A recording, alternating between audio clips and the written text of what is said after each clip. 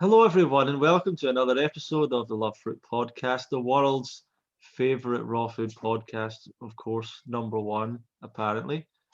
So, today our guest is a good friend of mine, someone I've spent a lot of time with over the years, someone I'm always super impressed with, and that's Harriet Kjaer, originally from Denmark.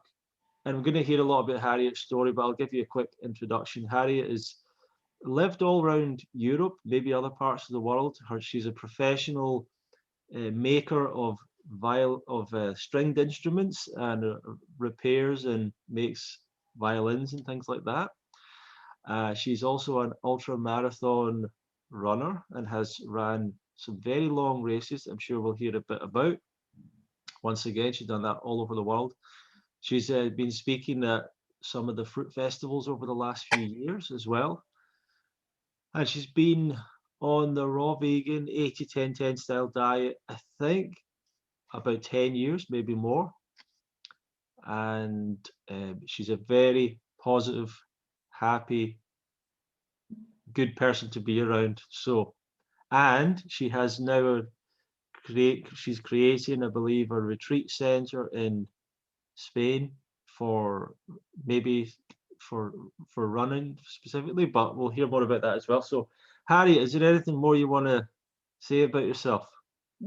Well, no, but I would like to say a lot of things, but not so much about me, but more about this lifestyle and this wonderful thing and what's been going on these last years, no? Because Excellent. I think you asked me around the fourth episode of the podcast if I wanted to join, and I said yes, and I actually never managed to do it, and now I think it's around 50 episodes you've done. So finally I managed to join you on this, and I'm so happy. Yeah. Well, we did actually try it once when I was in Thailand, and I think it wasn't working. The connection wasn't you good. had like a huge iguan that came into your room. That's right as well. There was a big lizard came in the room, and there was all these moths. And I realized I hadn't closed the windows, and all these some days if you didn't close the windows, all of a sudden all these moths would come in. You'd have hundreds and hundreds of them. So, and then the lizards want to come in and get the moths. So yeah. So, but you're definitely one of the first people I wanted to interview for the podcast because you're such a great example to other people about this lifestyle and also exercise as well, because a lot of people maybe think like exercise is like you need to be really sort of hardcore and intense, especially ultra marathons. Sometimes you see ultra marathon runners, they're all really intense people, but you just seem to do it with so much joy and ease, and it's just your passion. But let's talk about just to give people some context. So when you were growing up, did you grow up on any kind of alternative diet, or was No, it? I'm from Denmark. I grew up like on a normal Danish standard diet, potatoes and meat, and actually it happened so that around when I was 9, and I started to get like really bad rashes, and so they figured out that I was allergic to milk products. Like everybody is actually allergic to, but I reacted on it stronger than most people, so I was taking off all milk products quite early on. And I remember at that time there wasn't any fancy soya yogurts. They really tasted like creamy soya beans. It was really quite horrible to have to use these alternatives at the time, because that was what I did. And actually, well, I was sort of vegan until maybe around 20 or something like this, and then I sort of started to eat a normal diet again, and it didn't work out very well. So I went back to the vegan, but I never really thought about being vegan. I just thought this is what I eat, as well as when I started to eat fruitarian, which in the beginning I only ate fruit. I didn't actually think that I was a vegan. I just eat fruit or raw food. I didn't have to, I didn't actually, I sort of slipped into it without calling it anything. And I was eating fruit most days without even knowing that that was a thing that people did. And then, around 10 years ago, I came across a video of Michael Arnstein, and saying that, oh, I eat fruit, I feel great. And I thought, wow, I want to try that. And I just started, and it was really great. So that's what I've been doing since then. And I mean, maybe there have been some times where I thought, really, is this really, that's really it? But then it's mostly in the winter when there's no really good fruits available. You start to eat some more nuts, and then you get fat, and then you start like, maybe it's not working. But then you quickly get back to when you find some good fruits, and it's really like, it's very easy to see on your body and feel in your body what works with. And I think it's also your mind is playing you a lot of tricks, saying like, okay, so in order to not eat fat, become fat, I should just eat chickpeas instead, because that's not fat, that's protein. And they say I need protein, and like you sort of. And I had a few years ago, like a time where I was thinking, it doesn't work because I'm, I felt like I needed this more fat or something, but probably it was in life that I needed something, not in my diet, Wow. because that's often what happens. Now it's like when I go to the supermarket and I think, what is it that people is trying to fill up with all that, crap that they eat? There must be some, like a big hole inside if you need to fill it with pizzas and all these things and all these wrapped things that are prepared, and in every way the machinery is trying to make us eat it. So, and when people eat it and they actually eat themselves to death, I think there must be something really big hole that we are. So I'm trying to fill it up with other things instead. Do you know, that's a great lesson as well. That's a really interesting thing, that a lot of people get on the raw foods lifestyle, and they might down the line not feel 100% great on it, and sometimes it is, as you're saying, like they end up focusing on the diet too much, and they're not thinking about what else is going on in their life. But let's go back to, so you went vegan in your 20s around about, is that what you were saying originally? Or you didn't even think you were going vegan? I went off vegan. I was vegan as a teenager, and then I went normal. And when I was around 20, I was studying in England, and then I was sort of just, I don't really remember. I was eating more or less, vegan, vegetarian all my youth, and then just, I think, when did I go vegan? I don't really remember, because it wasn't something like really specific. I'd never thought about. Right. I was definitely living in Barcelona, and I don't know, some 11, 12 years ago, went vegan and raw vegan afterwards. And it was very funny the other day, actually, because I was, people talk about this raw vegan and cooked vegans, and are you cooked or are you raw? And I was like, I burned my hand because I put it over some boiling water, and I said, oh no, now I'm a cooked vegan.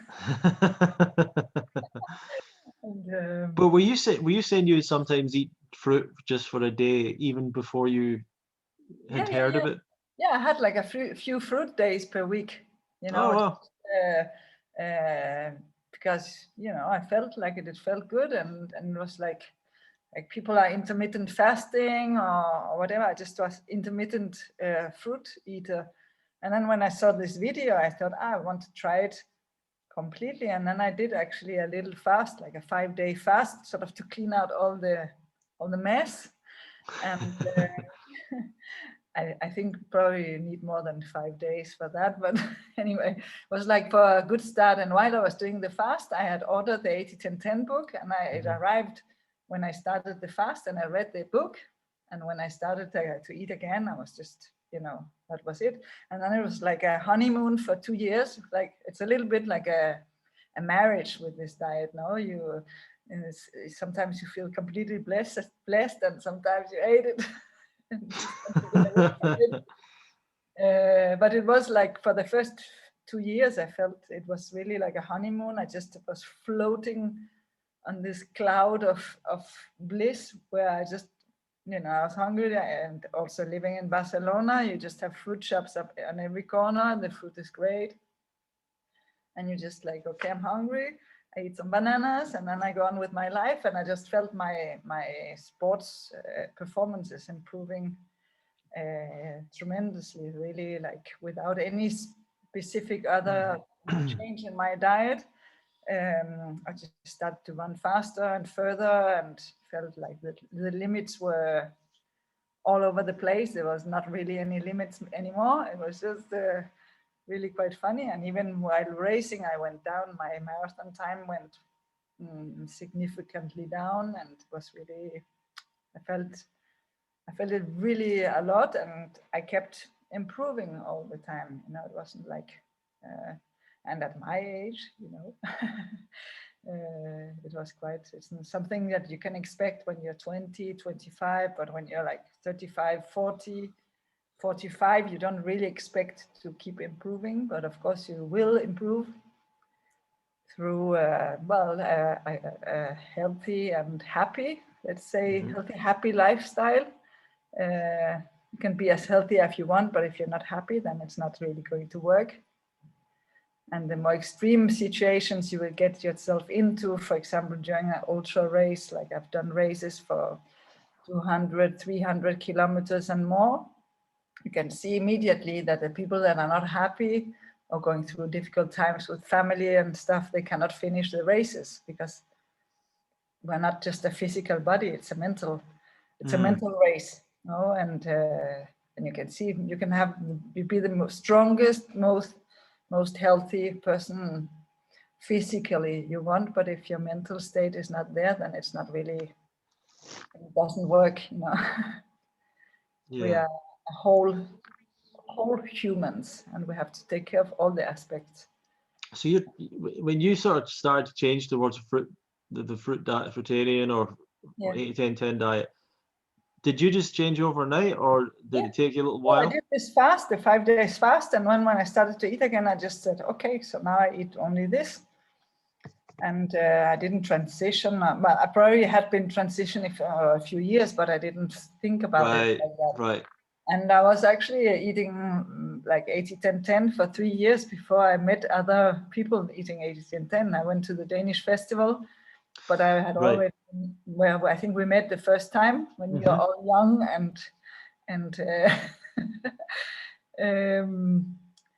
and yeah, I was just so amazed to suddenly feel this, that there are other people that eat like that. It was amazing. I've been doing it on my own for 3 years, and really not, apart from reading the book. So you were like completely ready for it when you came across it, and you just went for it? Yeah. No, it was really like, because I had been doing it on like just because my body asked for it. I've been eating fruit just a few days per week, and actually I felt more and more that it was the other days wasn't doing me any good. Like coming from Denmark, we eat a lot of bread and dark bread, and I felt like, oh, now I have to eat this stuff again, like and as well as being heavy food, it's also heavy mentally, because it's very addictive. Coming from a Danish culture where let's say it used to be so cold and so rough climate. When I was a child, it was really, and it's dark, and you really need a lot of comfort food. And I say it was because it's not really cold anymore. It's not really dark anymore. People have, but it is dark in the same time. But the homes are getting. Well, Denmark's a great place, though. Yeah, no, it is in the summer. Okay, I've only seen it in the summer, but I'm sure it's the same. In the summer. In the winter, when I went back here in January, and I was thinking, like, did we really live like that? It's just like, as if you live inside of a cloud for 4 months per year. It's just like white. It's not even this blue sky or gray sky. It's just white from the bottom to the top. Yeah, so you were, but let me ask you, sorry, you were doing the diet on your own for 3 years. How did you do that? How did you manage to do that? What they said in the book. Just followed the book? Yeah, I'm very disciplined. No, it just seemed so logical. It seemed so great. And for me, when I read the 80-10-10, it was just page after page. Everything just made sense. It was just like, like as if I already knew it all, but somebody just put it in a book, and it just like, okay, this is me. This is what I need. Like when you meet a religion, I imagine, or a friend or something, you just click, and I just really clicked. It was really just for me, and for a few years it was really like that. I just didn't think about diet at all. I didn't have any big thoughts of Right. how should I do it. It just felt so good and so natural. I understand that it's not like that for everybody and for most people, Sure, sure.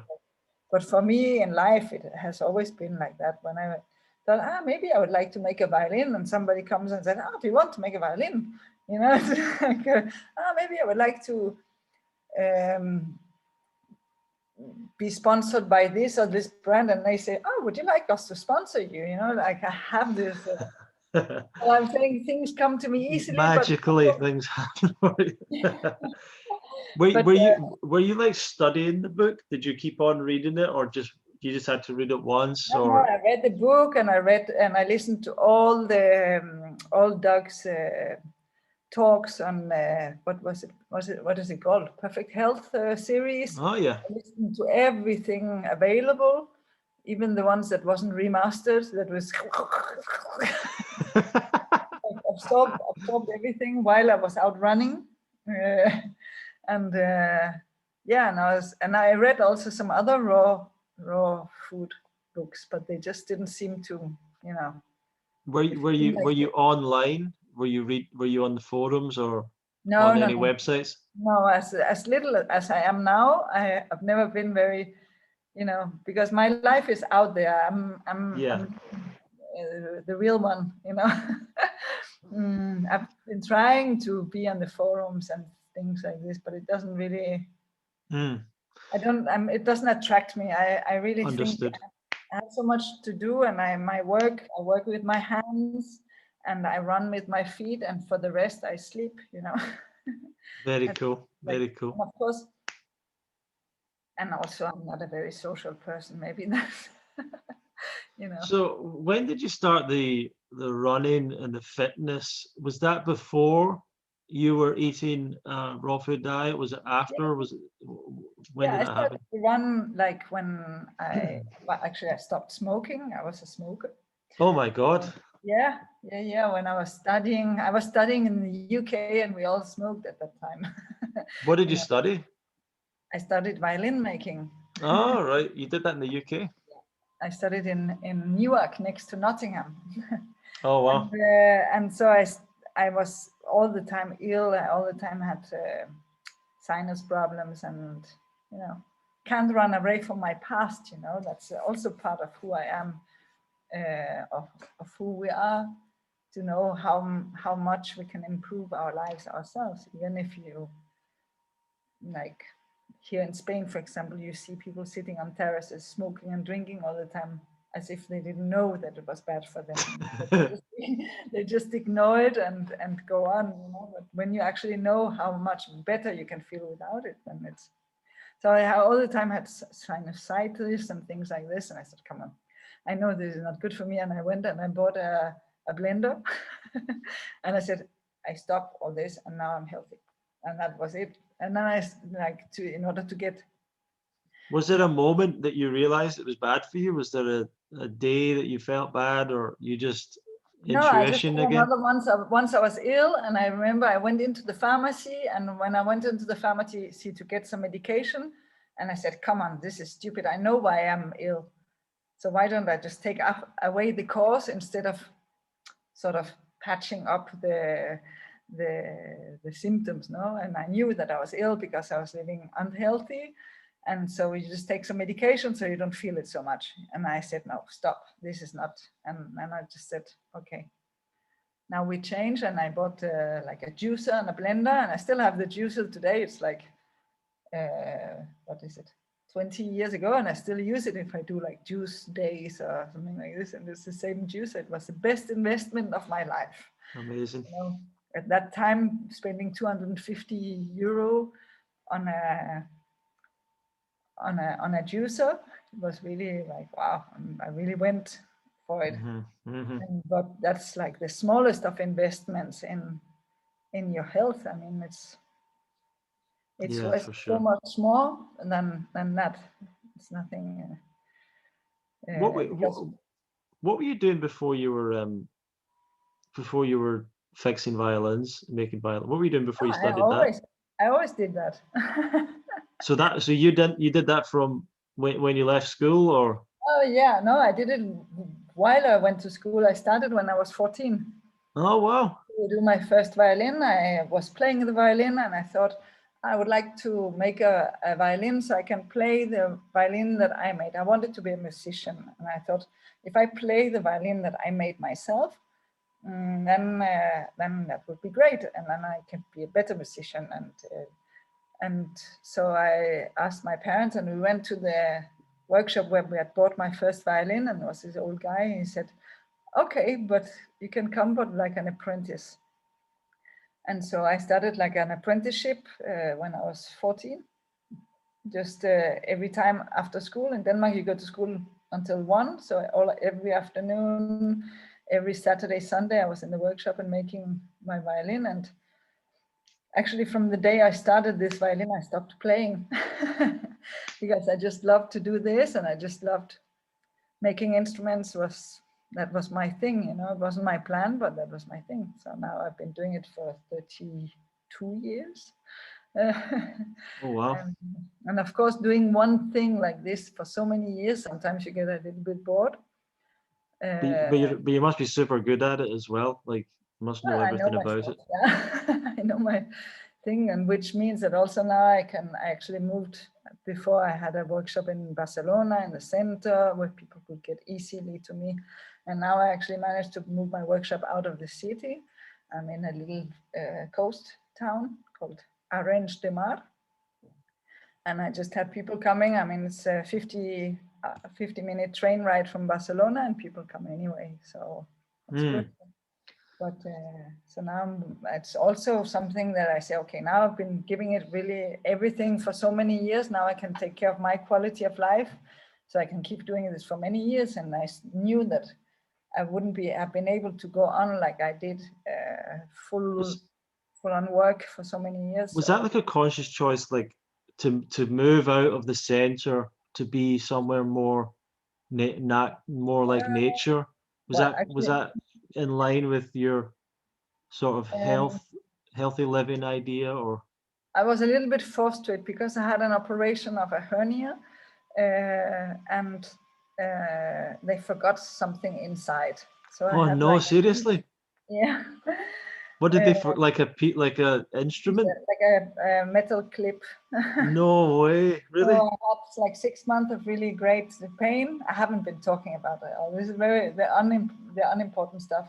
Oh And my God, I can't believe I that. couldn't sit down. So I couldn't do the train ride to go into work. So I said, okay, instead of stop working and close the workshop in Barcelona, and then I open one here that I can walk to work because I lived here. That's so terrible. Yeah. And of course, They they came left some. out, and so I had another operation, and it went better. But then I had like a big blood clot, and was like I was ill for quite a lot of time this year. Like no, this year, when was it? September 2019. And then I finally managed to open my new workshop here on the 8th of March last year, which on the 9th of March, Spain locked down. Oh God, yeah. So it was quite a year, no? But many changes. But I mean, I think it's terrible, all this. But as a runner, I mean, in Spain, we were really locked down and we couldn't go out except for like the police stopped us on the street. We had to prove that we were going shopping and things like this. Was Oh God. really quite terrible. So I went shopping, and then I hid my shopping behind a tree, and then I had my running clothes in the bottom of my bag. And then I went running up in the hills, and then I came down with the shopping again, and then to have to hide in order to be able to get fresh air and sunlight, and it was really quite terrible. No. Yeah. What's your opinion on the coronavirus lockdowns and all that? Well, I think what I noticed the most was that the animals started to get out again. I mean, I thought that the world was really crazy, you know, maybe there was too much of everything. Maybe there was too many planes, maybe there was too much movement, too much concert. I mean, people taking the plane just for a few hours of a meeting in Japan and then coming back, or just to, I mean, Sure. I'm surrounded with a lot of musicians and theater people, and I thought this is crazy, you know. They sometimes they go to Mexico for just one concert that lasts for 1 hour, and then the whole group flying back. And I thought maybe there are people in Mexico that know how to do this. No, maybe we don't have to be. Maybe we can take care. And so of course for the planet, I thought it's quite great. No. I remember one of the big parks in Barcelona. I went through it, and the grass were like meters high. I know that you're right. I mean, at first it was like there's all these stories about the dolphins are coming back into Venice and all this stuff, and like the nature's coming back, and that was nice for a few weeks, and Yeah, then it's yeah. I continued mean, for an entire year. I think it's all quite ridiculous thinking like, okay, even in Spain, people could go out to walk the dog or to smoke. And doesn't have to take off. They can only take your mask off if it's to smoke, Of you know. course. It's like, and even when during in the cafes, like you can go to the cafes all day during all the hours during the day, but you can only do sport from 6 to 10 in the morning. Oh, that makes sense. Yeah. And you're just like, I was so angry when I walked past the bars because I'm not allowed to go out running when I want, but you can, if you want to go and drink, then of course, yes. But but that's the thing, Harriet, because when you go out running, you're breathing so much that you're so much more dangerous. You know, you're just breathing out all this COVID all over the place. Yeah. You're And so then you're when so you do sport, because in the beginning we were not allowed to do sport at all, the streets were full. wow, yeah. Streets were full of people doing sports. So that was like, okay, so even more people concentrated together because there were so little hours, you know. But anyway, I don't really have an opinion. I think it's all quite ridiculous, and you know, like they say, "Que sera, sera." Right. What will happen will happen. No, it's all a big game they're playing. You know, controlling. I mean, here in Spain, I feel quite a lot of. It's just a control game. You know, how little oxygen can we give these people, maintain them alive, and so they don't actually know how to think for themselves, and so we can decide easier about something like that. But you know, I try to play the game, and so what I did was I bought a piece of land, a little forest outside, even more outside, up in a natural park, and I said, okay, nobody's going to make me not run again. Because during the lockdown, I used to live in a big house, and I actually did like kilometers and kilometers in the stairways of the house, in the stairs, and I was just like, my knees just exploded, you know, from doing like one training I did 400 times up and down, like Really? yeah. No, but Wow, I that's need to do incredible. my sport. I love to do the sport. It's what makes me happy. I'm not going to stop being happy just because of this, you know. And so and I think for most of all us health enthusiasts, we know that it's good for us to breathe air and Of have course, yeah. sunlight, and you know, and So taking this where is away, of course, you make people more and more like dumb, let's say. yeah. So I'm not taking that. What part of Spain are you living in now? I'm in Catalonia, Oh, so the bad part. But, so is that in the you're beside the sea? yeah. So that's kind of northeast then. Yeah, it's just a few hours from France, Mhm. and no, it's a beautiful place and so rich, and it's funny. People actually speak Catalan. They were tried to become independent, but the Spanish government said no, and then they sent the Catalan government to prison.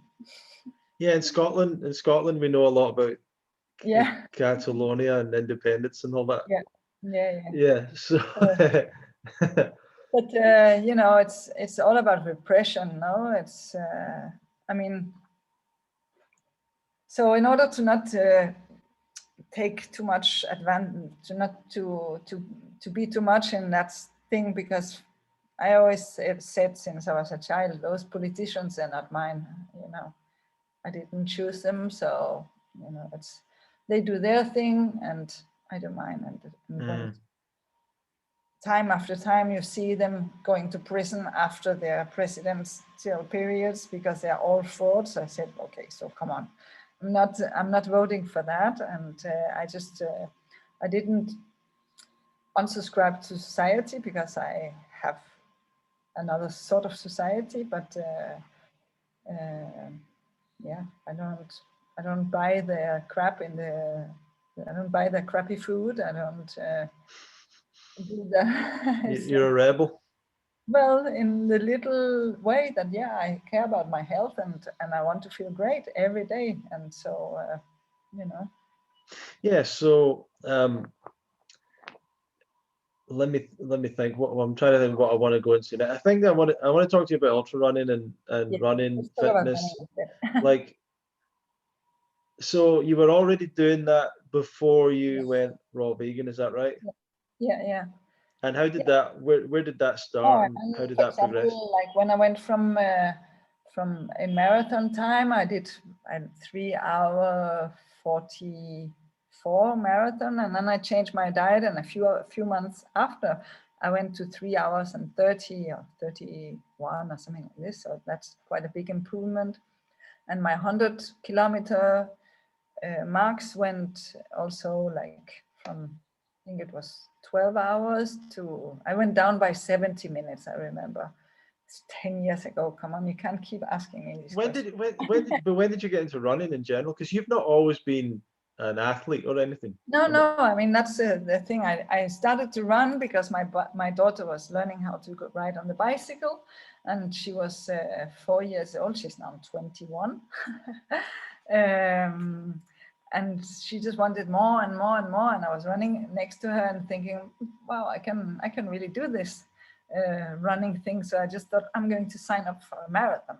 And it was like, I think in life we need goals. I mean, I need goals. Sure. And if I just have nothing and everything floats and everything is great, everything is nice, then I get bored and then I get depressed. So I'm like, okay, let's build something. Let's okay, Have a goal, yeah. is doing fine. I have lots of money and clients and everything. I said, okay, let's close it and open another one and fight again. I mean, I need the fight. So that's probably also why I went into the ultra marathons. And I actually remember, and of course you have to train intelligently, because let's say we want a long life of sports, not just, you can sign up for a marathon and you can do the marathon, and if you're not properly prepared, then you'll probably never do a marathon again. Like you see a lot of people do when they're 50, for their 50th birthday, they do a 50-kilometer run or something like that. And it's great because it's better than not doing anything. But if you want to have a lifelong benefits and happiness from sports, it's important to do it right, and even maybe take a trainer. You don't just, I mean, most people, to learn how to swim, they will take a swimming teacher. And for running, we can say, yeah, everybody knows how to run, but it's not, I mean, you can run in so many wrong ways. I feel really weird when I run. Like, I still feel like I'm out of balance. Like, one of my legs is more in control, and Yeah. I mean, we do need have to learn. one leg that is more in control of the other one, but it's true. It's like, it's something that should be natural, but it's not really natural because we came away from it. I mean, people run ultras every day. Children, babies, small children, they run from the morning. They will never walk to a place. They will run. Everything is done running. They run. Maybe it's to keep up with the adults, but you Sure, don't yeah. see children walk hardly. Do you have an idea of, like, because I sometimes think, I ask myself, like, why, when we look at humans in relation to other primates and other apes, they can't really run very far. They can't walk very far. They swing on their arms, right, a lot of the time. And but we obviously have more developed legs. And I've always wondered, what do you think about this idea, like that running or walking or running allowed us to like cover really long distances, so we could go and be the first to get all the fruit, and all the rest of the apes, they're like swinging on the trees and all this, but we're like running along. We're like, no, we're going to get there first. I don't know, maybe. I haven't thought about it. No. But yeah, I think it's probably, I mean, some of them can swing really fast. No? True. Well, some raw It food, depends, of course, if the fruit is really high up, then we're not, we can't run up the trees. No? some health teachers say you shouldn't exercise too much, and that over exercising is a problem, and that our life would have just been, in the past, we're just designed to like hang around and do a little bit of climbing, and then if a lion comes along, we run away from it, but that the rest of the time. Do you think that you could over exercise?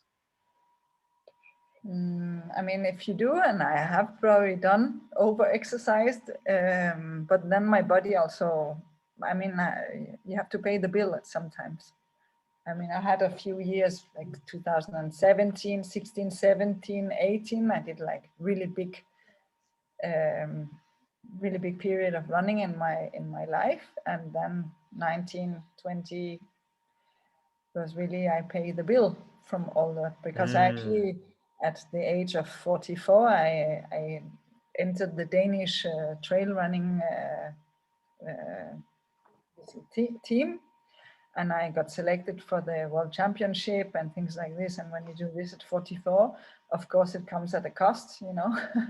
And I think you can do these things, but then at some point, you can't just go on and on and on. Then you have to recover, and then you can, I mean, a life period, you can have a few years really up, and then a few years down, and then a few years up. It's not going up, up, up, up, up, I think. But for me, what I noticed was really that after quite a few years, I think it was around 7 years on the raw vegan diet, 80-10-10.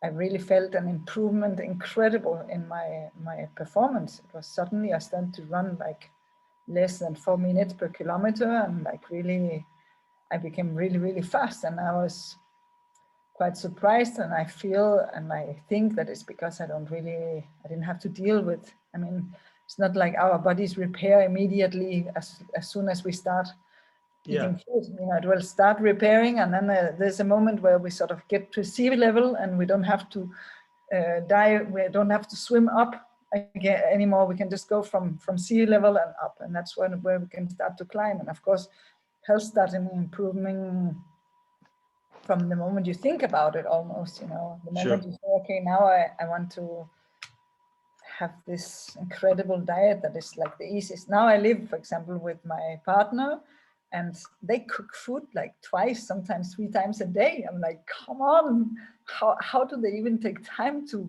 invent? And I mean, yeah, it seems so bothersome to me to have to go through that thing like every day. You have to cook a meal every day. It's like, but that's the thing about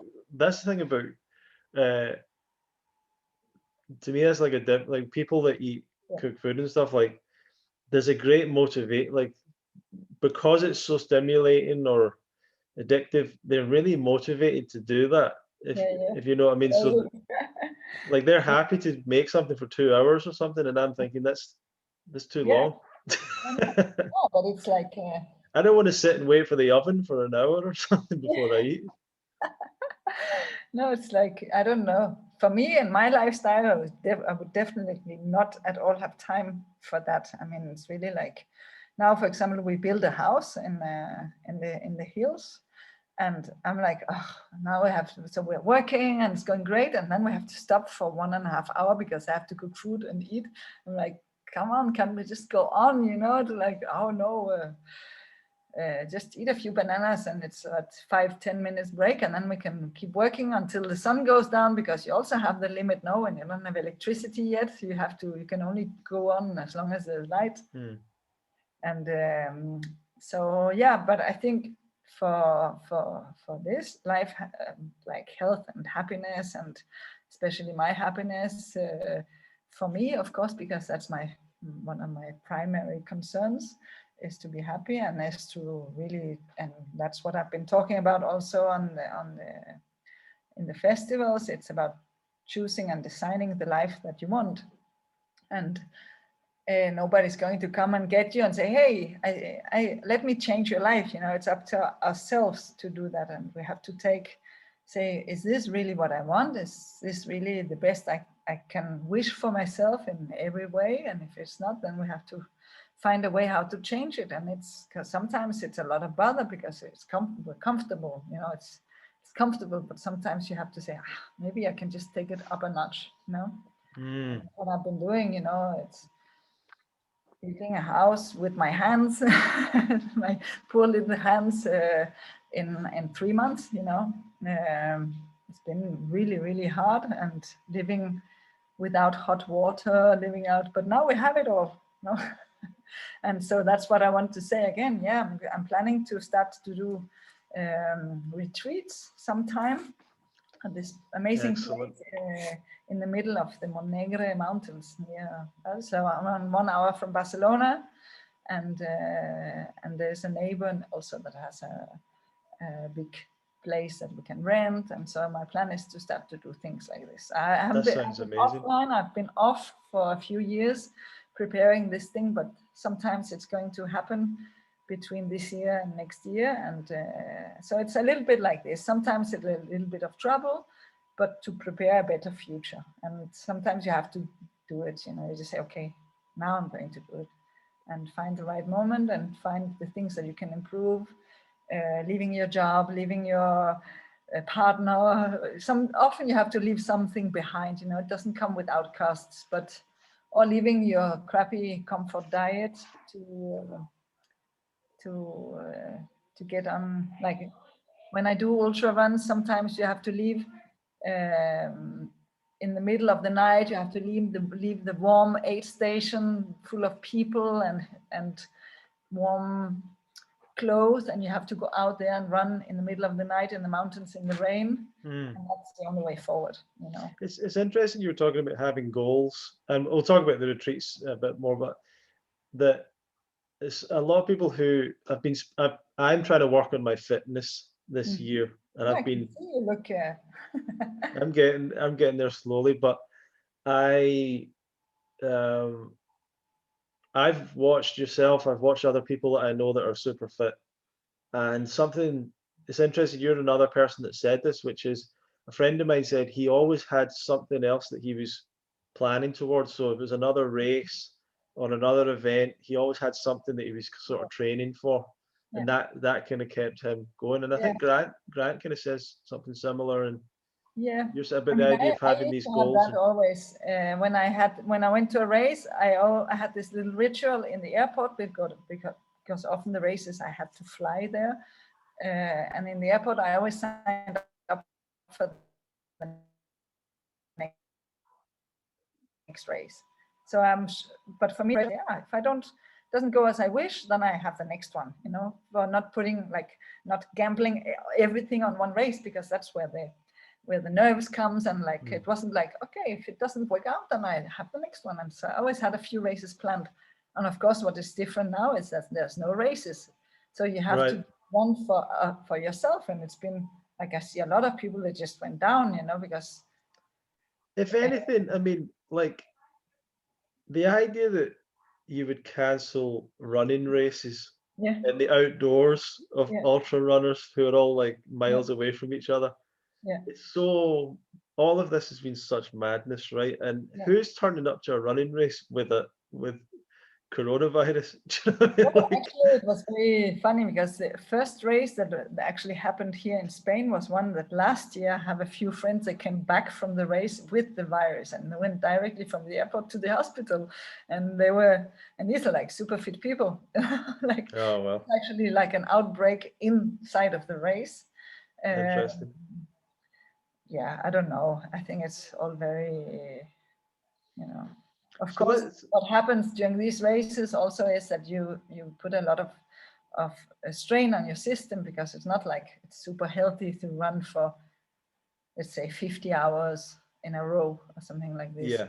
It is quite, so you have your immunity that goes down. And I mean, I always did one of these races and I had pneumonia immediately afterwards. Right, that makes sense. Yeah, you're pushing yourself. So I always had to plan like a few months of recovery after a race, because it was just too, my system just couldn't, and I wouldn't stop doing it because I love it so much. But what happens now is that I live up, it's not very high, I live in 300 meters of altitude, but where I train mostly is 700 meters now in my forest.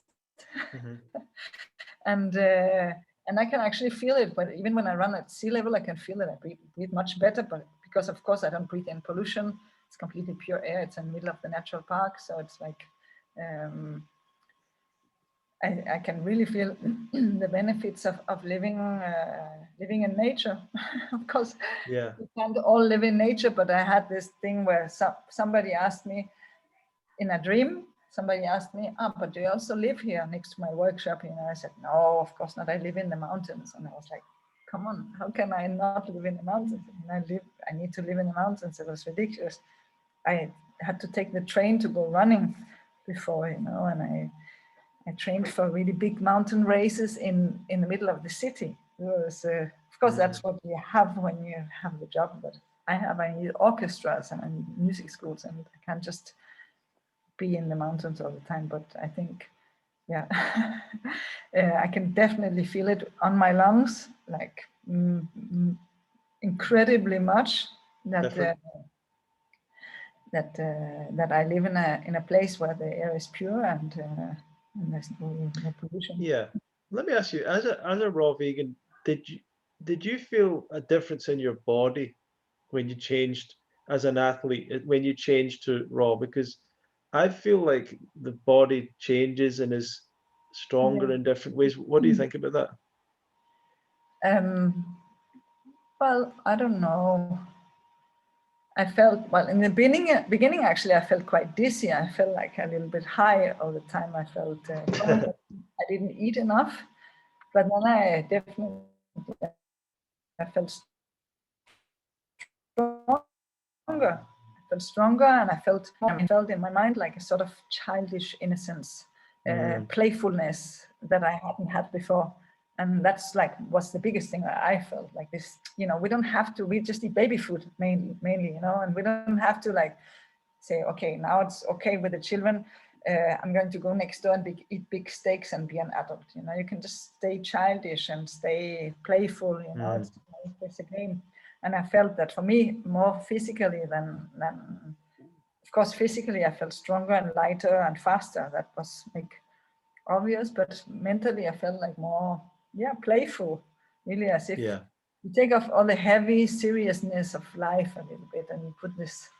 That's what you come across as, very playful. Yeah, because childlike.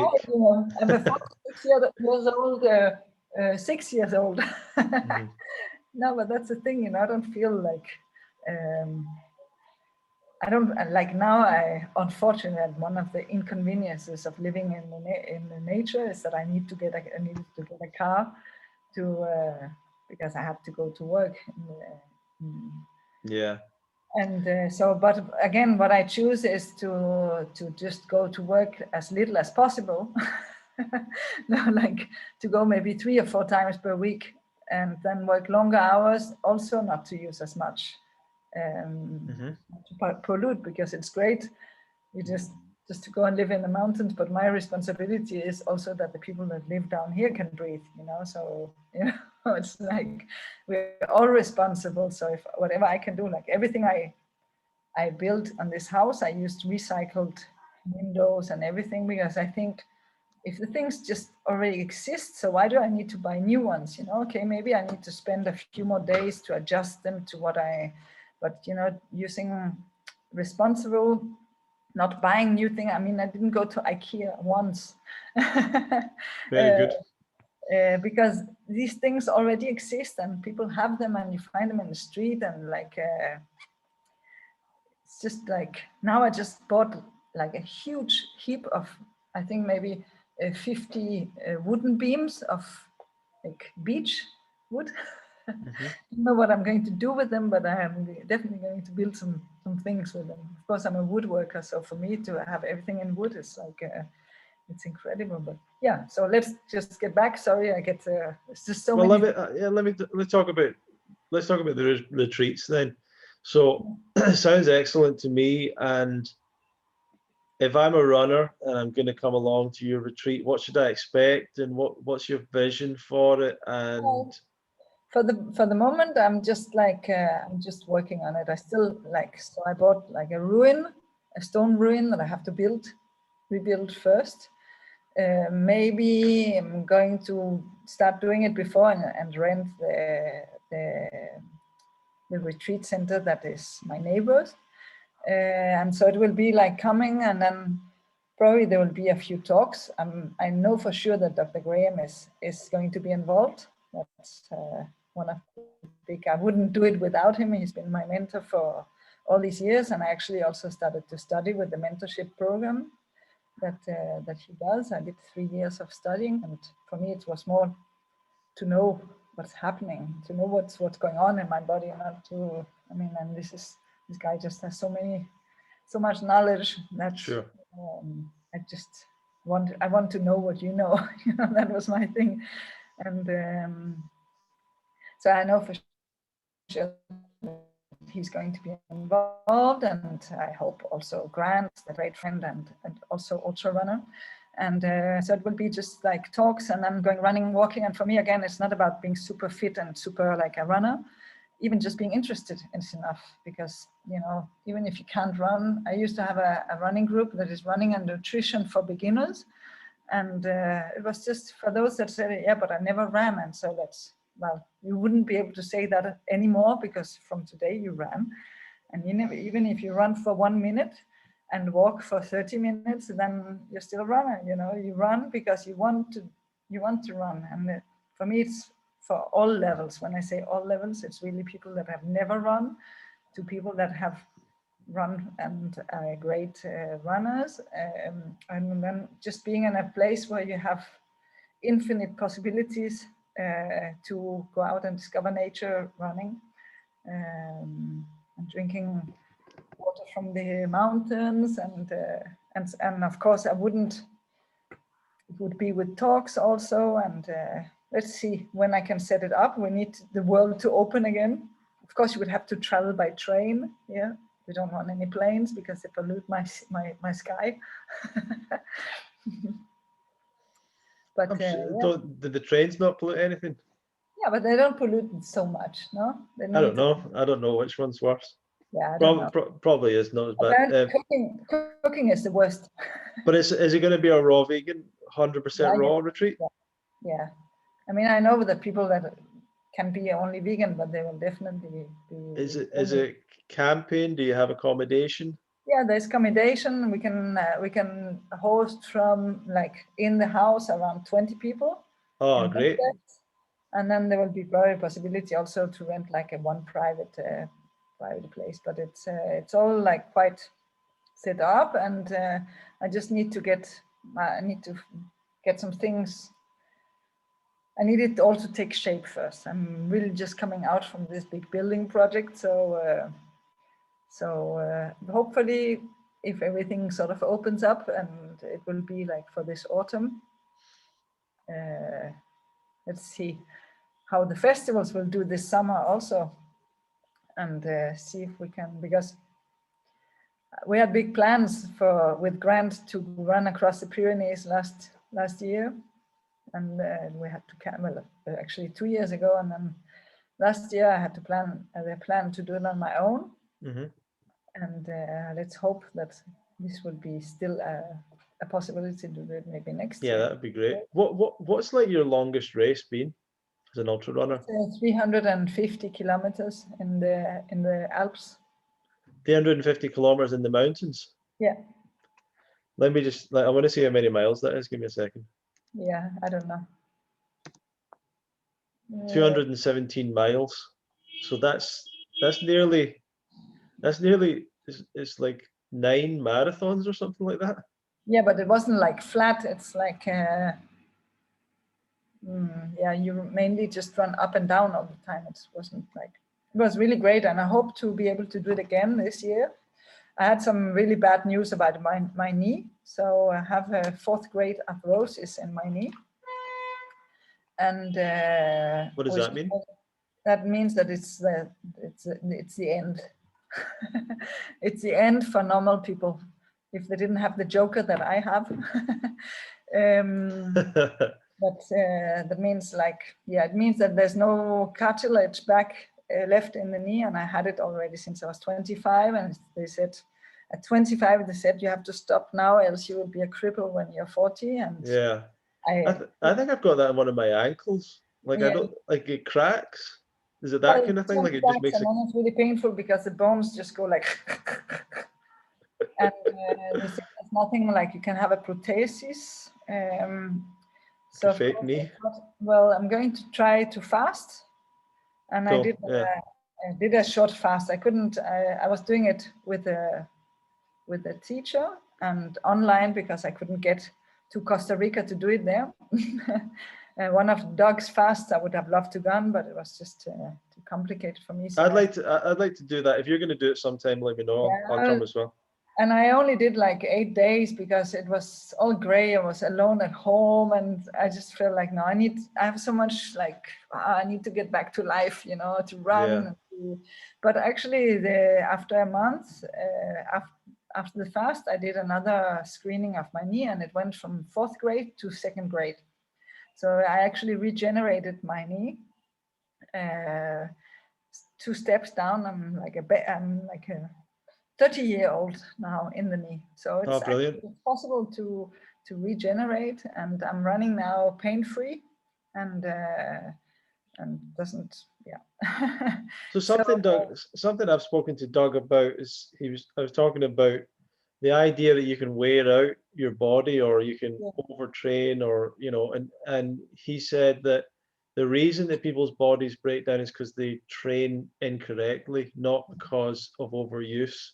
And he said that if you use the body correctly, it should just continue to get stronger and get better trained. The problem with cartilage is that normally you don't get any blood to that place.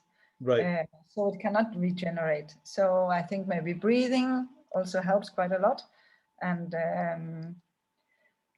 I don't know, it just revealed itself somehow. Also running really slowly, getting a lot of circulation, not just like, I think it I don't know, it just worked, you know. So I'm like super happy because I was thinking like 6 months ago, they said, no, this is the end.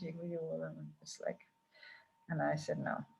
Yeah, and then I said also, you know, like doing one of the long fasts, maybe 20, 30 days, it's maybe one in a lifetime, and I don't want to do it on my own. I want to do it with a retreat, with Doug, do it the real one. I think you're right. I mean, I feel like doing it once in a lifetime. I don't want to fast That's something every like week or whatever. Sometimes we don't have an eating disorder, no. yeah, I just like the idea that I had 25, 27 years of eating not right, and I like the idea. Maybe there's some things that I can get better. So I think once a long fast, but as you're saying, I'd prefer to do it with others and supervised. I mean, I've been really good at fasting, and this time it was just like all on my own, up in the mountains, inside of a cloud.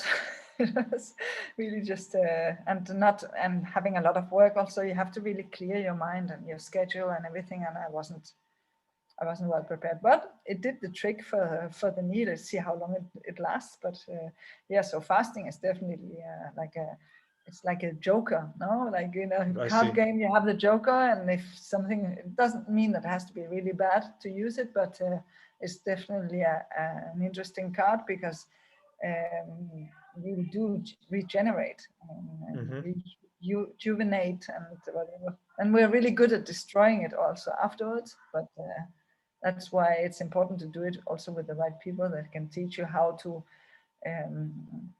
get on with this new body that you get, you know, how to treat it. Yeah. Yeah. And Excellent. so yeah, it would be. Um, and actually, last when I did the operation, the hernia operation, I went up 1 day before the operation, and then 11 days afterwards, I went and I fasted in the first operation, and it healed up like super fast, no complications at all, and except of the thing that they forgot inside. And then I did the second operation, and it just, and I didn't fast, and it was just like, was a big mess. I had the whole belly was blue for Oh weeks, no.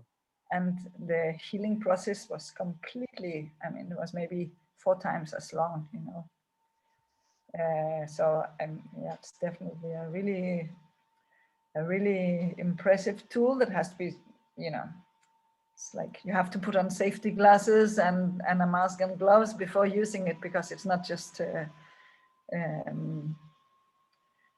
it's not how do you say, undangerous. It can be dangerous, you know, and it has Yeah, to be yeah, yeah. done by the right people, because it's so like so easy. It's just, yeah, the feeling is great. Yeah, I yeah. don't need anything. I'm just like, my body, you don't need anything. You can just be completely independent of anything. And it's a great feeling, but it's just not, it's a good way of killing yourself. So yeah, we need to eat, and we need to eat good quality. We need to eat for health and for happiness, and that's really. Yeah, yeah. I don't know why people like this idea of living without eating, like as if this would be a great thing. Yeah, well, stop. Yeah, I don't know. It's probably that's they like the hole inside. Maybe that's the thing, you know, the feeling of control also, which is quite appealing. That's very interesting. And Yes, many people yes. think that this lifestyle that we live also is a way of being like an eating disorder. It's a way of being in control. And I say, yeah, of course, I'm in control of my health. I'm in control Yeah. of my life and maybe my death, but at least, you know, and the quality. Of course, it's about being in control, but I mean, yeah, like when people say, you're addicted to sport, and you could say that I'm, of course, the Mondays I don't run, for example. That's the only day I don't run, and yeah, I feel a little bit more like, you know, and so maybe it's a sort of addiction, but it's also a choice. Like I choose to run, and. Yeah. And that's yeah, Mondays are crap. I don't train. You don't train on Mondays? No, because I often do like a big run on Sunday. Right. And yesterday I went out at 8 in the evening. I went up to the mountain on my own. It was so great, singing out in the forest. Yeah, blah, blah, blah. There's nobody. You know, it's a. You seem to like being on your own. Is that why the running appeals to you? I don't know. I like to have time to think about my things. You know, like when you Right. do the ultra runs, you're sort of, okay, now I know this is going to last for 50 hours. How many things can you have to, how often in life do you have 50 hours to think about something, you know, problem, how to solve a difficult repair on a violin, how to solve a thing with a friendship, how to find a solution of whatever, you know, you just have like, okay, so I'm going to dedicate 10 hours for this, 10 hours for this. We don't have that in life, you know. Of course, you can't think about running because else you just get like it's too mental. So you think about other things. It's like listening to the radio, but your own radio, like radio program where you know people call in to ask how can I repair Violin. my violin or my friendship, and you just have all these hours with yourself. I don't know. Yeah. I like to be on my own or with good quality people. I do enjoy that. So I'm looking forward to this summer. I hope we can come. That the Oh UK yeah, well, will not be only for UK citizens.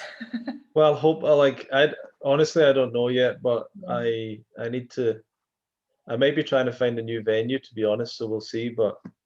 Um yeah, it'd be good. Like, We'll all get together some way, yeah. somewhere. So you do like the Danish festival in Czech Republic, was it? Yeah, Or in Slovenia, and then you can do the UK festival in Spain. we'll do the UK festival in Spain, and we'll do the Danish festival in Mexico, Yeah. and the German festival in Yeah. Cyprus or something like that. Who Yeah. knows? No, yeah, I mean, we'll I find mean, somewhere. yeah. So let's just talk about, how do you actually, like, this is an interesting thing that I've talked to you about, because I would always assume if you're running so much so far Mm. that you have to eat differently to other people. I mean, But it there's doesn't seem like you eat that much more than everyone else. That's a funny thing. no, but I think I got really efficient with the food. And I see that during the races, I eat a lot less than most of my fellow runners. I think maybe also because I've been fasting quite a lot in my life, and I know that it doesn't, it doesn't matter if I don't eat every 3 hours, like, And also, I think that the fact to be well nourished from not, people do this thing, they eat like the pasta party the day before, as if the Yes, food you're yeah, going to eat just the day before is really going to influence. I mean, it can influence, but in a bad way, the way that your race is going to be. But I think what you eat the week before, the month before, the year before, maybe the decade before, that's what's going to influence your. So it's not. I'm not depending on immediate I love energy, that. Yeah, because I know how to be efficient with the food, and I know that I eat very much less. I come from a family with obesity, and yeah, let's say we all obese, and me too in my head, because I mean, I weighed 30 kilos more than I do today. And that's just normal, I'm the freak out there in my family. I'm the one that is just, and I should be like them, because if I would do like what they do, I would get what they get, as yeah. famously say. So I choose another way, but I think that my body is like, and of course, if I start to eat like a bag of almonds or something, I will just pop out and become fat immediately. Like my body is just like so good at keeping it. So if I want to be like So life, even this is so funny, because there's so many people that try this diet and they lose so much weight. yeah, But you're saying that you can even do no, I ultra have to marathons control. and you can put on weight. I Like, put on weight like crazy, and I can't just eat as much fruit I want, because then I put on weight. I have to sort of control myself, because I'm really good at keeping it. That's I'm learning that as well. Like, my I genetics are like that, and I learn yeah. to live with it. We get what we get, and um, internally thankful for my parents, for the thick hair they gave me and the strong teeth, and for the rest, not so much. But no, and of course, love No, also. you're in good shape. But bless them, they have a very unhealthy lifestyle, and you can see it. So I choose that. I didn't want that. You can break from it, and now for Christmas dinners, we have half of the table is brown food, and half of the table is green food. Colorful food, yeah. And but I think it's nice, because, for example, my father's 80 years birthday, Oh yeah. was all the old uncles, and then they had put like a little sign on the table with all the fruit and stuff, and they put vegansk. And I know that my father doesn't really know, but he's been into Google and see how you write it, like, and he put a little sign, so everybody, all these old uncles are like pig farmers, most of them, they were eating, and so I say, okay, if it's there, they will actually eat it. And if it's not, Exactly. it wasn't there, they wouldn't miss it. But if it's there, they would eat it. Like, Yeah, if people were surrounded by fruit all the time, they would eat yeah, loads of fruit. yeah, Like, just a they bit. But so so so what do you eat in a day? How do you do your diet? right now I eat like 2 fruit meals and 1 vegetables meals a day. I eat in the morning. I eat a big smoothie. I don't know, 8 bananas, a few oranges, and maybe a mango or something like this. Hmm. And then at lunch, which in Spain is often around 2 o'clock, 3 o'clock, I eat some fruit. Whatever I have, I just go to the shop and I say, the pineapple looks good. I eat the pineapple and maybe some bananas, a few dates. And then in the evening, I eat mainly cucumber. And I've been doing that for maybe 5 years now. That's right, you love cucumbers. I love cucumber and I eat cucumber. I eat like 3 to 5 cucumbers every evening with the sauce of still the same. It's we call it the salsa de siempre, this the everyday sauce, which is like a few dehydrated tomatoes, oranges, and a little bit of tahini. And that's well, maybe if I feel hungry, I eat some more fruit. I don't do the eat fruit before your meal thing because I'm not. You I'm don't not. need, yeah. How do you say? But that is amazing that you can train so much, and you know you're not eating. No, and You would I think you would eat double what I other do people eat or something. calculate, and sometimes I use chronometer, and I see that where I don't get hungry and I thrive is when I eat around 2,000 calories. But on one run, I can easily spend 1,000. You know, so I just yeah. Just works. It's sad a little bit. I would love to eat more, really. You need to run more. You're not running enough. Yeah, then I have to run more, but then my body says stop. So I have to now. I'm growing. I'm building up again. I want to go out and run really long distances again, because when you say I'm an ultra runner, yeah, I was an ultra runner. I'm an ultra runner in my head, but I haven't actually done any ultra runs for the last 1.5 years. So maybe maybe it's the case that you're so efficient that when you run and people would say, oh, a 10-mile run is this many calories, but maybe for you it's not that many calories anymore no, I because don't you just think it is. I'm more efficient. yeah. It depends maybe also of the calories. No, I don't know. Maybe you need to. Maybe that'd be good if you could test that. You get someone to. Yeah, you can. You can test your metabolism, see how much you actually burn in a day. But yeah, I don't know. I can't really. Yeah. Can't really be bothered. I just want to run and have enough and. Sure. And, So if people want to stay in touch with you in any way, or follow you, or get notifications if you do have a retreat coming up, where could they find you? I would definitely tell you so that you can do all this. I'll do the work. Okay. Yeah, I'll tell I don't everyone. actually have internet in my home. You know, I'm in my workshop now. I don't have any connection up there. But yeah, I have an Instagram. It's called Harriet Run, and also on Facebook. I think it's Harriet Run, and you know they can always find me on Facebook and Harriet Kjaer, and that's more or less it. I don't really have anything. They can write me a fax.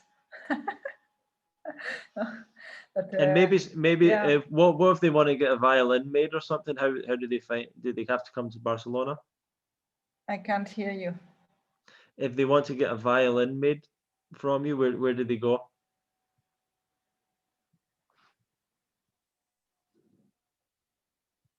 I couldn't hear you. Sorry, what was that? Hello, can you hear me now? Yeah, I can hear you now. So I said, if they want to have a violin made, where do they go? Yeah, they would go to my professional work website, which is called Sync Cordless. But you know, you can also just write Harriet on Google, and then it will probably pop up in Harriet Spain, something like this. Quite interesting, I think, what you can find on that thing. Let me see, Luthier, right? You're a Luthier? Yeah. Let's see if I can find you on this, just so that. Harriet here should probably come something. And then I'm working on I think it's called Nutritus, which is like because now I'm a certified 80-10-10 coach. And so I'm doing plant-based coaching also. Excellent, yeah. It's not up and running yet. So yeah, your website for your violin sync chord is CINCCORDES.com. Yeah. By appointment only, no, so they can't just turn up out of the blue. They can turn up, but it will be closed probably. So, because I do work in a way that if I need to glue something or do a project on an instrument, I will work on it until I fall, or until the glue has to settle, and then I will go home, and then I will organize my day. So it's on appointment only here. Nice. And by the way, I have an appointment now. So you need to go. Okay. Well, it's been good fun speaking to you, and Yeah. so everyone go and follow Harriet Run on Instagram, and watch out for her retreats coming up some point when everything's ready. It will be amazing. I mean, waking up in that place every day, it's just like, Yeah, of course it's going to be amazing. and I can't understand what I managed to do, and we managed to do it like with everything with recycled, not having to take a big bank loan or anything. It's just like living a dream. It's a freedom, it's going for freedom and going for it. And of course it's hard, now we just built like an outside toilet, but in a tree. It's like a treehouse toilet. Out of old windows, it looks like a boat. It's really nice. I will send you some photos. Anyway. Okay, cool. No, that's great. Looking forward to that. Well, thank you everyone for watching this episode of the Love Fruit podcast. Feel free to share it. We'd really like your support. And you can get in touch with us, info@fruitfest.co.uk if you've got any questions. And you can go to fruitfest.co.uk if you want to stay in touch with us on our newsletter and maybe come to the festival at some point if it's ever on again. And stay in touch and share this episode, comment below if you're watching it, like it, share it, rate it, do anything you can to promote it or help us share the message. Thank you very much for watching. While you go out running. Go out and run. I hope some of you actually were out running while you were listening to this and got some extra inspiration. So tell us if you were running when you were listening. So thank you, Harriet. Any last words before we go? I'm so happy we got to do this thing finally. Yes, I hope we'll do it again when you've got your retreats ready and all that kind of stuff. Thank you. It's amazing. Thank you so much. Okay. Thank you, Harriet, and thank you everyone for watching and listening. We'll see you the next time for another episode of the Love Fruit podcast.